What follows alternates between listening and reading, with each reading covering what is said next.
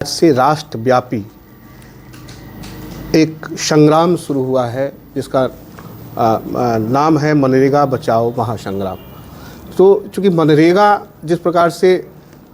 मनमोहन सिंह की सरकार में जो मनरेगा थी, वो मनरेगा अब इस समय जो लागू किया गया है ग्राम जी के नाम से, वह अब नहीं रही। क्योंकि ग्राम जी के अंदर जो चीज़ें डाली गई हैं वह नहीं है, और इसलिए कांग्रेस पार्टी आज से राष्ट्रव्यापी इसका मनरेगा बचाओ महासंग्राम के साथ पूरे फरवरी तक इस संग्राम को जारी रखेगी। और इस संग्राम का जो मेन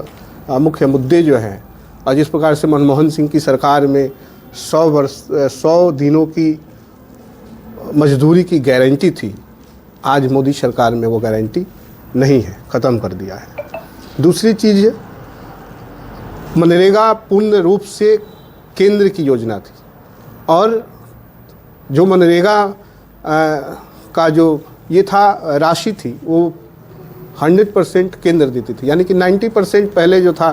केंद्र का था और 10% राशि जो है राज्य सरकार देती थी। इस बार यह बदलाव करते हुए 40% की राशि राज्य सरकार की हिस्सेदारी राज्य सरकार की होगी, और 60% की हिस्सेदारी 60% की हिस्सेदारी केंद्र सरकार के माध्यम से होगी।